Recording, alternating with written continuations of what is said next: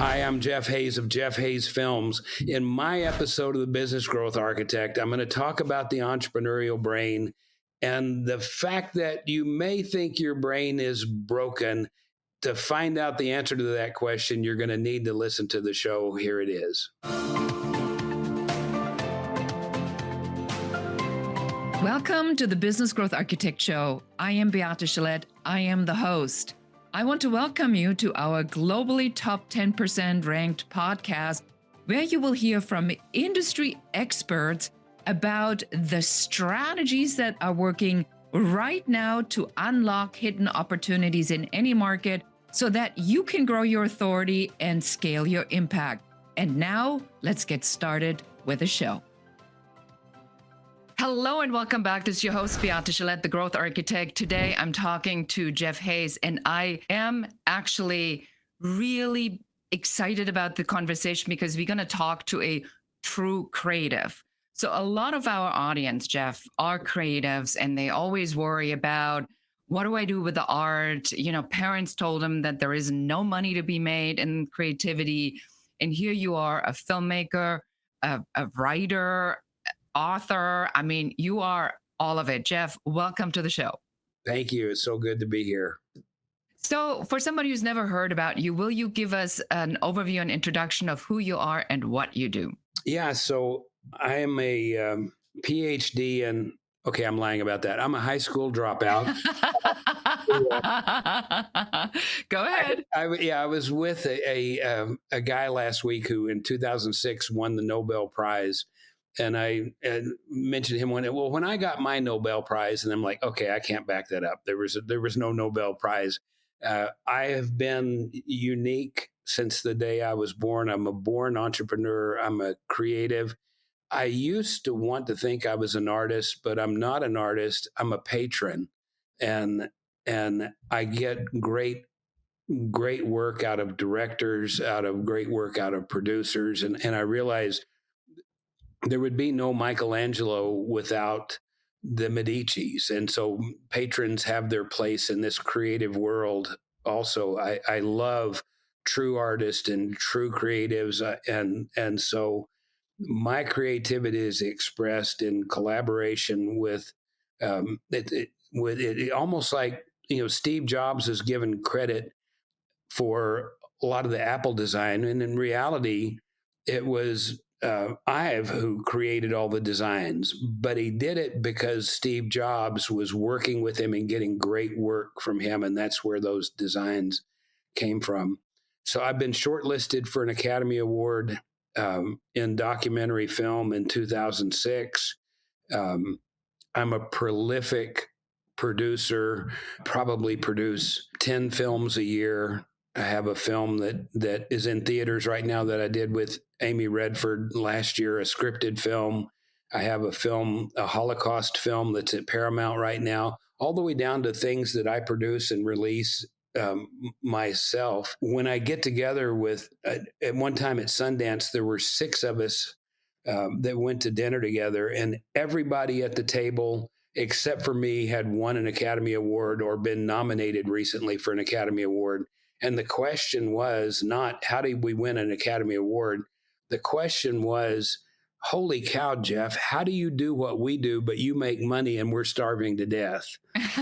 But they win the awards, right? Right. So that's really my contribution is I've figured out by being a business person and an internet marketer how to find a place for my creativity to live profitably. And this is one of the things that I want to talk to you about. So do you mind sharing with us some of the films that you've done? Because I think people actually know your work. Yeah, so I tend to veer into controversial topics. Last year I did a film, The Real Anthony Fauci, that was the documentary of Bobby Kennedy's book, The Real Anthony Fauci. That book sold 1 million copies without having one major media review. It has 2,700 citations. He makes some very bold claims that no one has sued him over because it's factual. And so I read the book and I realized this is something that needs it. It's 500 pages and fairly dense, and I wanted to make it in a more digestible format.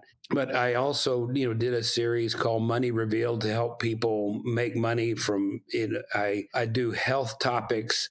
In 2006, I did the documentary of the 9/11 Commission report on native soil with Kevin Costner and Hilary Swank, and sold that to Lionsgate for distribution. And also, the previous year, did a response to Michael Moore's movie, Fahrenheit 9/11. I did Fahrenheit 9/11. That was a response to his movie. And that was really, for me, the money all came from Democrats. It was a marketing exercise that I filmed it in 29 days and sold it to Patrick Byrne at overstock.com the day after I finished it. And Patrick, the day I finished it, made sure that I walked out the door a millionaire that day, which is a great story that I won't tell, because not only can I not tell somebody how to recreate it, I can't recreate it. So it's an interesting and useless story because I can't do it again. But anyway, a very varied bunch of topics that are all things that I'm fascinated by.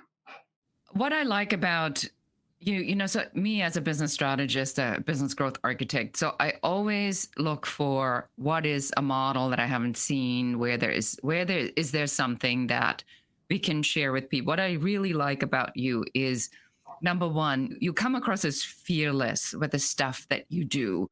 So other people would never touch something like the Fauci documentary. Would you be able to share a little bit on how you manage that inner voice that a lot of creatives or people that are supporting creatives have to overcome, where people tell them, oh, don't touch that. That's going to backfire. That's too controversial. You're going to get canceled. You're going to get destroyed. How do you manage that pressure, Jeff? Yeah, because the truth of it is not fearless and at the risk of being filled with myself. It's actually courageous, because whenever I start a project, I go through a pattern where I'm overly excited. I know it's going to be great. I don't care what's going to happen. This is going to be spectacular. And then I wake up the next morning and realize I'm going to get killed, I'm going to get canceled, and it's going to fail. And I visualize everything that's horrible about it. And then once I've peered over the abyss, then in another day, I come to a place where, okay, I've got to work really hard or it'll fail. I've got to do this right, or but it does have the potential to be spectacular. So it is, I naturally go through a process where I overestimate its success, get myself all sold on it. Then I bounce off the guardrail and start making sparks off the other guardrail where it's a catastrophe. It's going to ruin my life and everybody's going to hate me. And then I land in the middle, and that's when I go to work. I want to make sure that I point this out to all of our listeners. So Beehive, listen up to this. So the trick really here is, and Maria Shriver said this really nicely. She says, courage is when you feel fear and you do it anyway.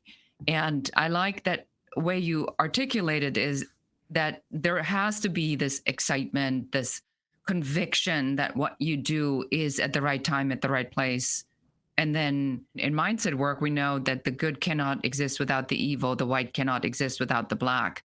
So you do have to, I think, in some sense, have both emotions of the success anticipation and the fear of failure, because within that is a lot of the creative process that makes you excel. You just have to learn how to channel that into the outcome. Is that a correct statement? Do you want to add anything to that? Yeah, it's just, for me, I can't move forward until I look at the downside. I'm propelled by the upside. I move toward things, not away from things.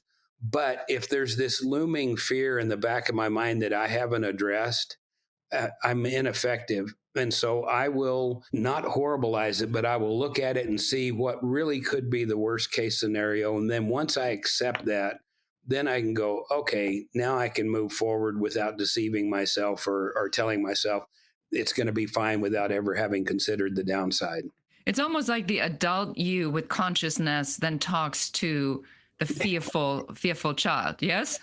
Thank you. That is a better description of it than I made, and I will now incorporate that into my thinking on it. Yeah, I work with a high performance coach, and she always tells me that when there's an instant where you get just hammered, that the adult you has to go back to where the fear comes from, which is typically when we grew up or when stuff went wrong, and you and I were old enough, we have a bucket full of shit that went wrong at some point. So this is ever looming, terrible right there in our close proximity. And she just says, you just have to make sure that with your adult brain, you actually talk to the fear or the child that carries the fear. And so I thought it was the best example I've heard so far, that you actually make it part of your process and you say, I cannot move forward unless I've addressed that. So I thought that was really important to point this out. Yeah, I do that with my therapist coach, and we do consciously have the adult me talk to the child me, but I've never done it in this exact process, even though I'm doing it. And so now I'm going to go ahead and identify the roles that I play, because that's something I do in my personal life and in my emotional life. Is my adult me going back to the 11-year-old me and consoling him and showing him everything is going to be okay. It all worked out fine, and thank you for getting me here. But I've never made it a part of my business process until now. Well, see, but that's the part and we talked in the green room about the signature growth system. So that's the pattern that already comes up for me for you. That if I were to now design a process around that, that's exactly the piece I would be pulling out. And I say, well, especially in the creative part, a lot of creatives don't understand what the process is.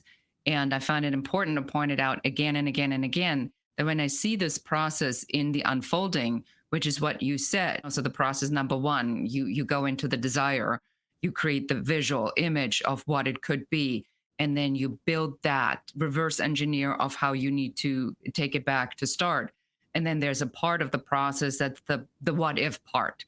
And so that's part of your process where it's like, okay, now we have to all sit down and talk about what could happen if the earth opens, if it hails, whatever disasters may happen, what's our scenario? And then we know that the truth probably lies somewhere in the middle. And then that's a good forward plan for moving forward. And in the creative process, which you actually really well articulated, I think that's really the part about that most creatives are unaware of, that the bohemian conflict, where we go on stage and the bohemians are all broke and they're but having a great life and they're writing great songs and there's all the emotion in it. It is necessary to have greatness. Without that, there is no greatness. The greatness pushes through that. So if you didn't have that in the creative process, in my opinion, and my experience with working with creatives, there cannot be any greatness. I love it. And as you describe it, when I talk about going into the depths and the worry and the everything's going to collapse, it is the traumatized child. It is the 11-year-old Jeff who is coming up with these fearful ideas. And so anyway, I now have a little better label. Last week, I was at a small event party in Beverly Hills, and I looked across the room, and Stephen Stills from Crosby, Stills, Nash and Young, Stephen Stills was standing in the room. And I never bother celebrities. It's just like, I don't want to be that guy that interrupts their life. But this was Stephen Stills, and I looked at him for a minute, and I thought, tonight I'm that guy. And, I remember being 14 years old listening to his first solo album, Stephen Stills, and Eric Clapton played on it. And Eric Clapton was there that night last Monday. And Eric Clapton played on his solo album. Jimi Hendrix played on his solo album. So I walked over and said, hey, Stephen, I'm sorry to be that guy, but no way I'm walking in this room and we're not shaking hands. I can die a happy man now. He goes, well, don't do that. And I go, well, no time soon. But this was definitely a bucket list moment. But in my living room, I have collectible rock and roll photographs, and I have a picture on the wall. I have two that have Stephen Stills in them in my living room. And there's one where he's playing piano for Mick Jagger and on stage. And so I said, I've got this picture in my living room. He goes, oh, the Henry Diltz photo. And I go, yeah, these are Henry Diltz collectibles that I've decorated my house with. And I think of the inspiration that I get from true artists, from true creatives that, and here he stands 79 years old, having contributed massively to um, the anti-war movement in the in the late 60s, and to a different social change and to just beauty. What better way to have lived someone's life to be 79 years old and looking back over a body of work that impacted for good so many people. I love that. And we will talk about your impact with your upcoming film and book in just a moment, right after this message. Are you looking for the hidden opportunities for you in this market? Or are you simply wanting to figure out what is your unique differentiation factor that makes clients want to work with you and not your competitors? If this resonates, I want to invite you to go to uncoverysession.com and schedule your 15-minute complimentary uncovery session with one of our business growth advisors that will take you through what your number one business growth blocker is, what you can do to remove it, and what your very best next step should be. And now let's get back to the show. I really enjoyed your little groupie moment here. Exactly. Well, but we don't even have to sugarcoat it. We don't know. We really don't. Starstruck. But you were talking about creativity. So I want to talk to you about your upcoming book and the series that you created. So talk to me about the entrepreneurial brain. Where did you come up with this idea?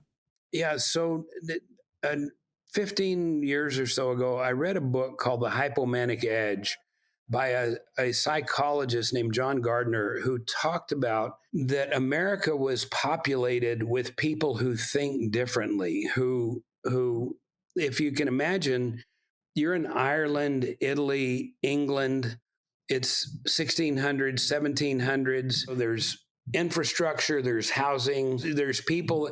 And all of a sudden, here's this opportunity to go to America where there's Indians, starvation, bad weather, opportunity, potential upside, risk beyond belief.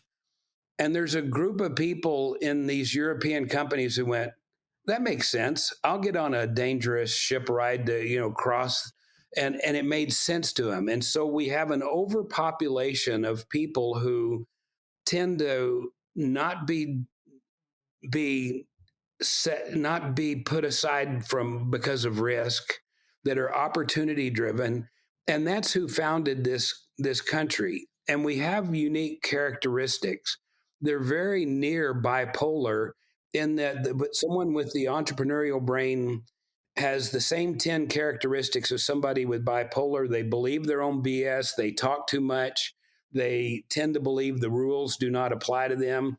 These are the people like Steve Jobs who okay, I can change the world. Elon Musk goes, send somebody to Mars. Yeah, that's something that I can do. And prior to him starting to send spaceships to space, you had to not only be a government, you had to be a big government like China, Russia, or the United States. No, forget small countries couldn't accomplish it, much less an individual. And somebody's brain is broken enough that they go, I think I can do that.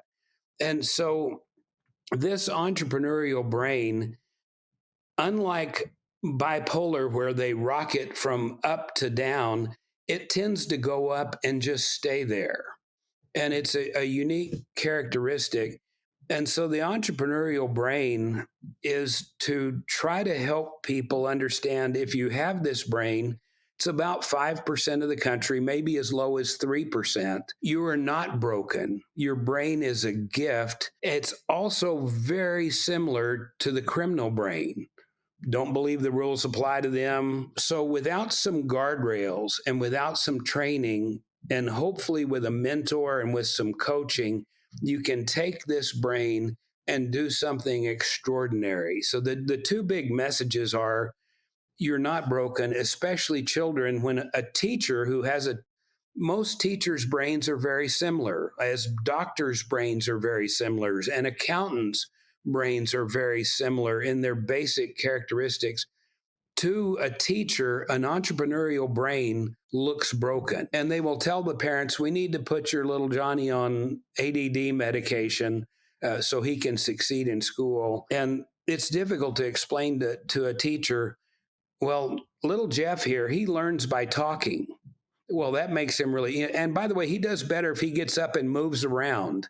This brain does not fit the classroom that was designed to create a good factory worker. But if it's encouraged, and then if it's given opportunity for some guardrails and some mentorship and some coaching, we can do the most extraordinary things. So the book is partly about that brain and then specific skills. And then with the series that we created, it was really skills focused to let people know how to take this brain and harness it and create the success and the creative outlet to be able to have your impact in the world. So, what interests me about this is I think that a lot of people can relate to that. I work with a lot of people that are following that a visionary thought leadership idea. The bigger, the bolder, the crazier the idea, the more I actually get excited about it. Because I think that there has to be a place here where we can land planes. I always say, Jeff, that in the educational system, it's built on one very simple model: take existing information, remember existing information, regurgitate existing information, get an A. That's not innovation. That's not progress. That's status quo. So we are building in our educational system a whole bunch of status quo kids. And then there are people like you, people like me. I'm so glad I'm in the company with Elon Musk now Yes, and we Steve are. Jobs, right? Yes, this has been the best interview so far. And to say that this constant report card that says talks too much, can't follow rules, that is actually a badge of honor that has prepped me to think out of the box. So talk to me a little bit. So the book has been published. And where can we get the book? And then we're going to talk a little bit about the film, but I want to make sure people know how to get this book, because I do think that for anyone who's ever wondered if there's something wrong with them, they probably should buy the book. Yeah, this book was really an outgrowth. I have this entrepreneurial trait tends to be genetic, and some of your kids may have it and you'll recognize it in them, and some won't. But I have a grandson who my daughter, the teachers were arguing with her, wanted my grandson to be on ADD medication. And my daughter, her mother's instinct is like, no, we're not doing that. So I made a short film. They are premiering in the series. And the title of it is You Are Not Broken. It's definitely not for kids. It has Cameron Harold in it and Ned Hollowell, who's a Harvard MD psychiatrist, the top expert on ADD in the world. It has John Gardner, the psychologist who wrote The Hypomanic Edge, and it has a number of entrepreneurs in it. And the theme of it is you're not broken. And I've made that for my grandson because he needs to know that this gift is a gift, not a burden. And the book became an outgrowth of that same. It came from a meeting of I was meeting at Genius Network in a room full of entrepreneurs, and somebody brought up the discussion, hey, my son is being recommended to be on ADD. What do you think? And all of a sudden you realize all these people there and all their kids, because it's fairly genetic, all their kids were facing this. And I wanted to make this contribution not only to our children that we're having these experts tell us, no, your kids their brains are broken and we've got to fix them with medication, but also for the parents, the people like you and I that have questions about ourselves. Like when I made the movie Fahrenheit 9/11, it was a response to Michael Moore's movie Fahrenheit 9/11. Michael Moore put out a press release that some top Republican operatives had made this film in response to him. And I cracked up top Republican operatives. The Republican Party didn't know my name. I'm in the midst of it. I had the thought, what in the heck gives me the right to make this film in response? That was the first documentary I'd ever made in my life. What gave me the right? And so I can sit back and observe the semi absurd things that I do and go, well, that's really a strange turn of events. And then the next year, I made the documentary of the 9/11 Commission report. That book sold 1 million copies, and it was a government issued book, 650-page government issued book, and it sold 1 million copies the first week. I discovered there was no copyright on the book because we, the American people, paid for it. We own it. And that meant that if I announced in the trades that I was making this documentary and got position first, I had just acquired the rights to 1 million selling book without having to pay anything. And so we made that announcement, and then we made that film. At the same time, I have to look at the absurdity of what in the heck gives me the right to commandeer 1 million selling government issued book and claim it as my own? And the answer is this wacky entrepreneurial brain. It's so fascinating. So I take a couple of things out of this. I find it very calming actually to know that if you tell me that the entrepreneurial brain is different, because honestly, I kind of know this all along. And I had a conversation with one of my clients, and she has this love affair with a white picket fence, being married and a stay-at-home mom. And at some point in the conversation, I just said to her, who are you trying to convince? I said, that's not you. You couldn't do it even if it was in front of you. You'd internally die because that's not what we are made out of. It is, we are driven by passion, we're driven by impact, we're driven by change. We do ridiculously stupid things, what other people say, until it works out, and then everybody calls us a genius. Now you wrote the book, and then you said, but that's not all. You did a series. And full disclosure, I am thrilled to announce that I am in the series. And I came to your studio and we filmed, and I had such a blast doing it. So tell us about the series.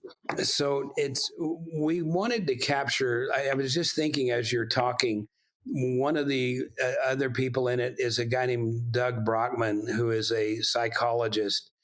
And Doug Brockman divides us into farmers and hunters. We are hunters who live in a farmer's world. And farmers like things to be the same thing every day. Get up at 5 and check on the back 40, feed the chickens. Everything is the same. But we are hunters, and the world is designed for farmers.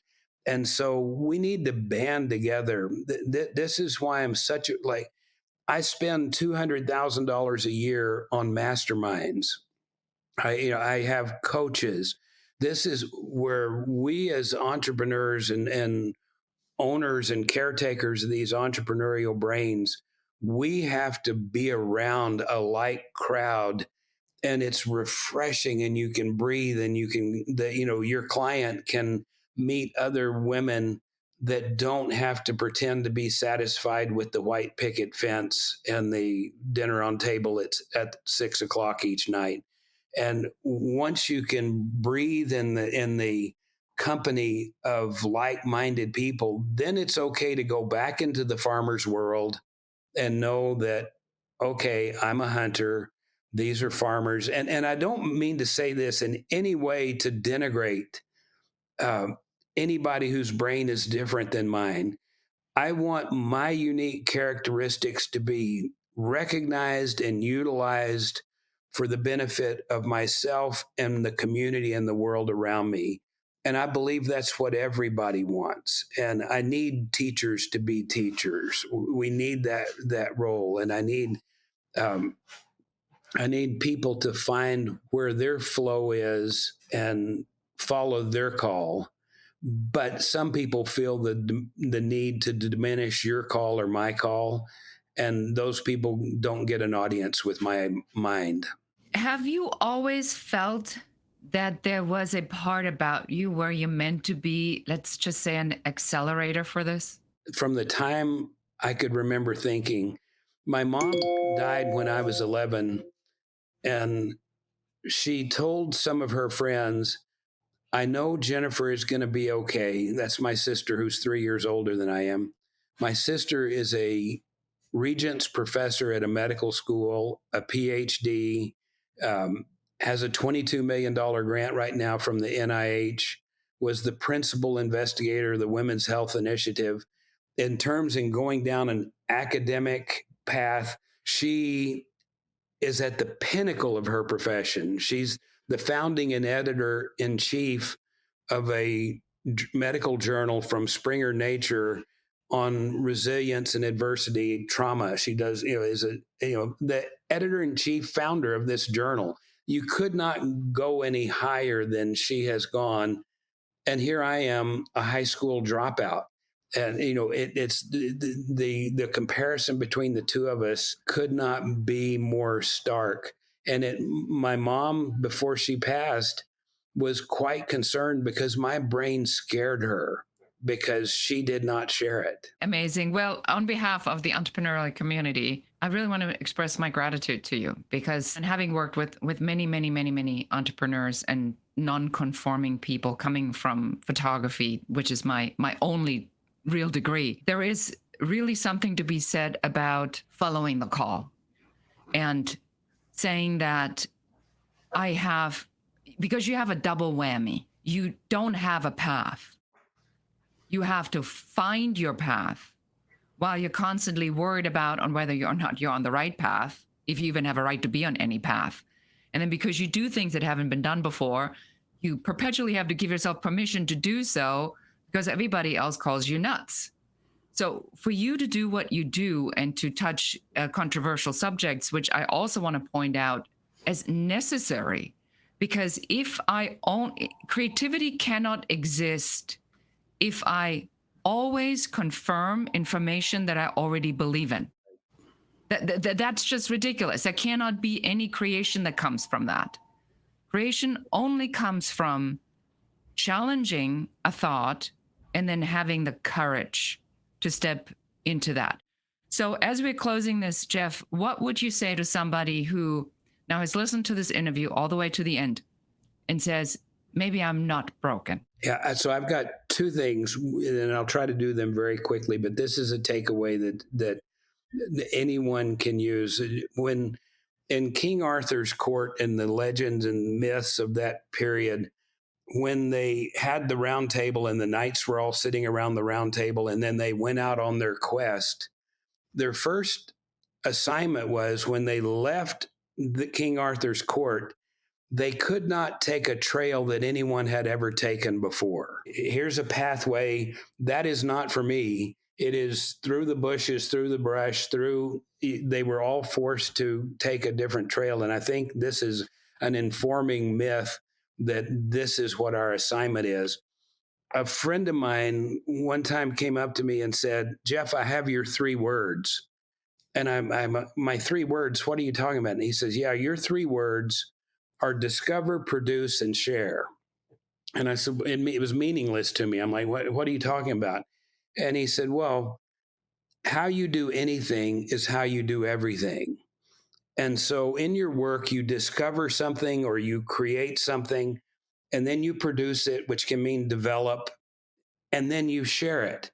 And he said, all the way down to, I had invited him to dinner the night previously. He says, you discovered a great chef, and then you hired this chef, and then you invited me to dinner and had your chef cook us dinner. So you share. So little things you do. So I literally thought about it for a month.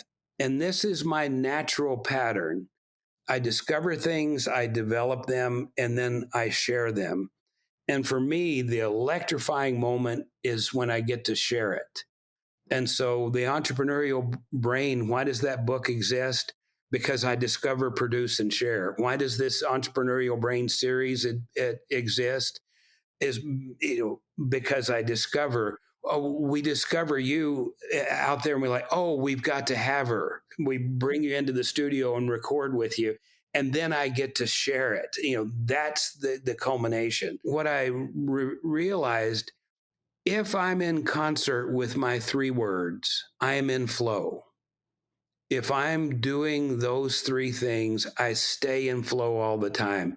That is following the call of being adamant that and everybody has 3 different words. But if people will pay attention to what their core strategy is, how they appear in the world, how they give their gift, it won't be my 3 words, but they have a way they do anything and do everything. Once you have that, I've become committed to that. And as long as I'm discovering, producing, and sharing, I stay happy, I stay in flow, and I stay doing what I'm supposed to. And what a great way to finish the interview. Jeff, it's been an absolute pleasure for you to be on the show, having you, talking to you, sharing, discovering. And we will put in the show notes the link to where to get the book and where to pick up the show. And until we see each other again, which I hope it's soon. Thank you so much.